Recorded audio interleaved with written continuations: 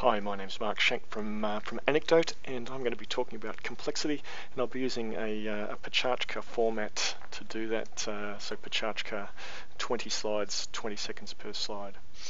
And the story starts back in my days in the Air Force when I realised that there were a bunch of problems that could be easily solved and you could prove that you were right, but there were also a bunch of problems that weren't like that at all. So I've gone on a bit of a journey in the last 10 years exploring why it is that some problems just don't seem to go away. You think you've got it solved, but it morphs and reappears. And I'm going to be using a framework that was published in Harvard Business Review in 2007 to help explain this complexity. It was originally developed by Dave Snowden and Cynthia Kurtz in the late 1990s. I found it very useful in talking to executives, to anyone really, about complexity. And as George Box said, even though it's useful, all models are wrong, some are useful. The framework looks like this, and it's got four main types of problems that we face, and I guess I'll be arguing in this presentation that we're pretty good at the stuff on the right, the simple and complicated problems. We're not very good at the stuff on the left, the complex and the chaotic problems. So the simple domain is the bottom right hand side of the diagram, and in this domain the relationship between cause and effect is well known. If you do X, you get Y, and no matter how many times you do X, you always get Y. It's like a recipe. You follow the steps and you get the result.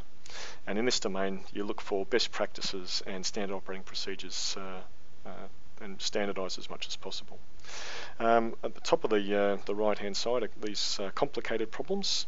Again, cause and effect are linked, but you actually need to do a fair bit of work to figure out what the answer is, or what one of the small range of possible answers is.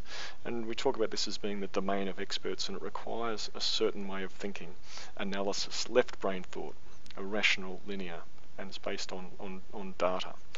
And if you imagine an aircraft broken down on the tarmac, you send an expert out there who uses his skills, specialist tools, etc., and he can tell you exactly what's wrong.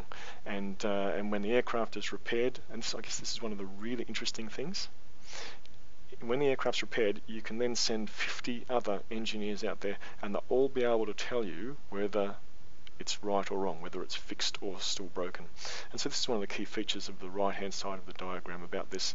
Now, there's one or a very small range of possible answers, and you can prove it. But when we move to the left-hand side of the framework, and look at the complex problems, a completely different set of characteristics are evident. Cause and effect are very closely intertwined. Where you do A, you might get B, but if you did A again, you might get Y or Z or N.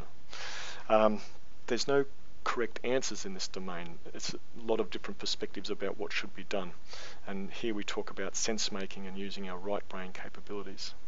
And one of the main reasons that it's difficult here is that there's many interacting components and the relationships between them are not linear, and there is a high level of unpredictability. And a small change in one place can have a big impact somewhere else, and vice versa. So in general, complex problems often involve people, and in organisations things like leadership, innovation, change management.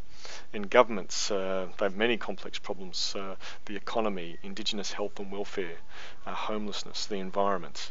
There's no single correct answer for any of these.